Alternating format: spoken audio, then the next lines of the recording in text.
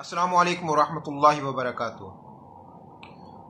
میں ہوں آپ کے ساتھ مشتاق احمد اور آپ دیکھ رہے ہیں ہسٹری آف مسلمز۔ آج کی ہماری ویڈیو کا موضوع ہے ہاشم اور اس کی کارکردگی پر۔ ویڈیو شروع کرنے سے پہلے حسب روایت جن دوستوں نے ابھی تک میرا channel history of Muslim subscribe نہیں کیا وہ سبسکرائب کے ساتھ ساتھ بیل کے آئیکن کو دبا دیں تاکہ میری ہر آنے والی ویڈیو آپ تک بر وقت پہنچتی رہے۔ ہاشم کون تھا اور اس نے کیا کارنامے انجام دیے، آج کی ہماری ویڈیو کا جو موضوع ہے۔ حضور اقدس صلی اللہ علیہ وسلم کے والد محترم عبداللہ، ان کے دادا حضور ہاشم، یعنی حضور اقدس صلی اللہ علیہ وسلم کے والد محترم عبداللہ، ان کے والد محترم عبد المطلب اور ان کے والد محترم ہاشم۔ جب مکہ کی سرداری ہاشم کو ملی تو انہوں نے بے شمار کام کیے، ان میں سے جو کہ حاجیوں کو پانی پلانا اور کھانا کھلانا یہ شامل ہے۔ ہاشم کو جب سرداری ملی تو انہوں نے حاجیوں کے لیے کھانے کا بھی بندوبست کیا۔ پہلے یہ ہوتا تھا حاجیوں کے لیے پانی کا بھی بندوبست ہوتا تھا اور رہنے کا بھی بندوبست ہوتا تھا، مگر ہاشم نے ان دونوں کے ساتھ ساتھ کھانے کا بھی انتظام کیا۔ اور مکہ کے جو سردار تھے ان میں معزز ترین سردار کی حیثیت رکھتے تھے یہ۔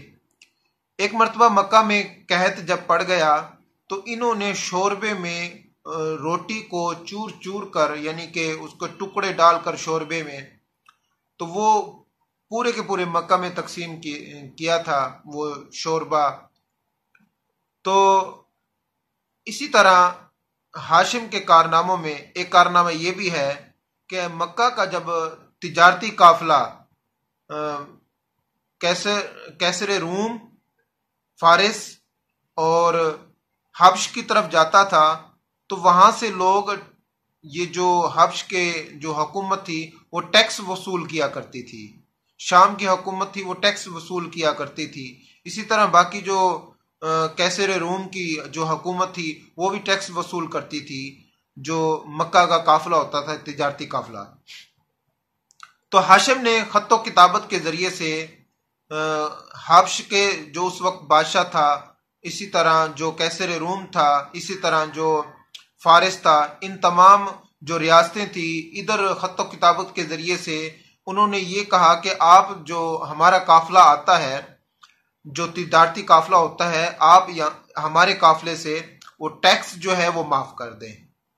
تو ان کے اثر و رسوخ کی وجہ سے وہ ٹیکس جو قریش مکہ جو بھرتی تھی وہ ٹیکس ختم ہو گیا تھا۔ مزید ان کا ایک کارنامہ یہ تھا کہ دور جاہلیت میں حضور اقدس صلی اللہ علیہ وسلم کے نبوت سے پہلے یہ ہوتا تھا، جب بھی کوئی تجارتی قافلہ گزرتا تھا تو وہ جو لٹیرے ہوتے تھے وہ اس قافلے کو لوٹ لیا کرتے تھے اور اپنی ضرورت کی جو اشیاء تھی وہ وہاں سے لوٹ مار کے ذریعے سے استعمال کرتے تھے اور لیتے تھے۔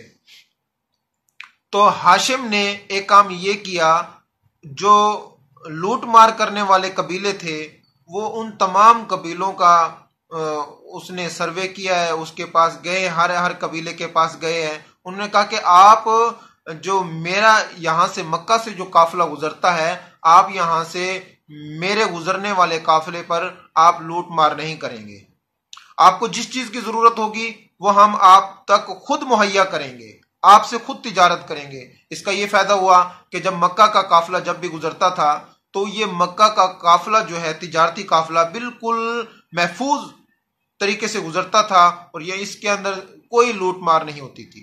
ہاشم کا یہ بھی بہت بڑا کارنامہ ہے۔ اسی طرح بے شمار ہاشم نے اپنی زندگی کے اندر کام کیے تھے، جس طرح کہ حاجیوں کو پانی پلانا اور تجارتی قافلے پر ٹیکس جو تھا وہ بھی ختم کروایا۔ اسی طرح تجارتی قافلہ جو گزرتا تھا اس پر لوٹ مار ہوتی تھی وہ بھی ختم ہوئی ہاشم کی وجہ سے۔ تو اسی طرح بے شمار کام کیے۔ ایک مرتبہ ہاشم جو ہے مدینے کی طرف گیا تو مدینہ میں سیرت نبوی صلی اللہ علیہ وسلم میں یہ بات موجود ہے مولانا شبلی نعمانی کی کتاب سے کہ ایک مرتبہ جب یہ مدینے کی جانب گئے تو وہاں پر بازار سالہ سال لگتا تھا، مدینے میں بھی ان کی تجارت ہوتی تھی۔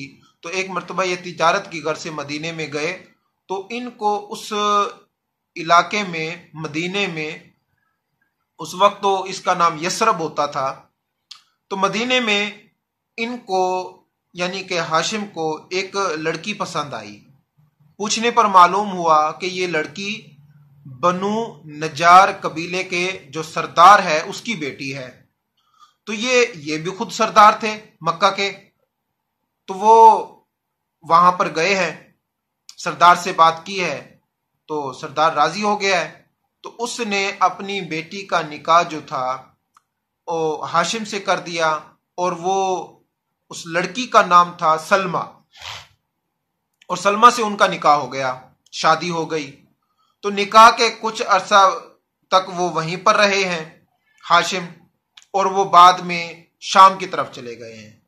جب وہ شام میں گئے ہیں تو سیرت نبی صلی اللہ علیہ وسلم میں بات موجود ہے کہ جب وہ غزہ میں گئے وہاں پر ان کا انتقال ہو گیا، اور وہیں پر وہ فوت ہو گئے، اور ان کو وہیں پر مدفون کر دیا گیا، دفن کر دیا گیا تھا۔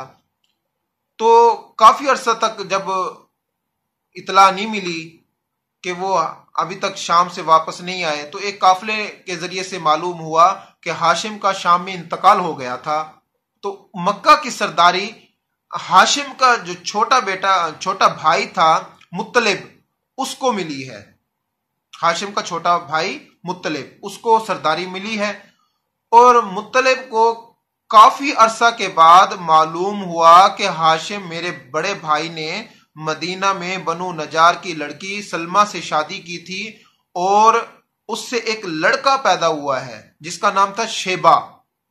تو وہ جب 8 سال کا ہوا تو مطلب اپنے بھتیجے شیبہ کو لینے کے لیے مدینے میں پہنچا، تو 3 دن تک مطلب مدینے میں رہا اور ان کی مہمان نوازی کی گئی۔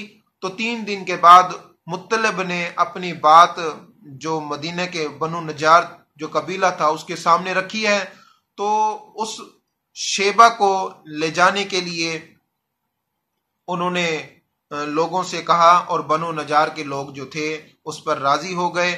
تو جب یہ مکہ میں آئے ہیں تو مکہ میں لوگ اس شیبہ کو یہ سمجھنا شروع کر دیا کہ یہ عبد المطلب ہے، یعنی کہ مطلب کا غلام۔ تو اس وقت سے حضور اقدس صلی اللہ علیہ وسلم کے جو دادا حضور تھے ان کا نام پڑ گیا عبد المطلب۔ حقیقت میں ان کا اصل نام جو تھا وہ شیبہ تھا۔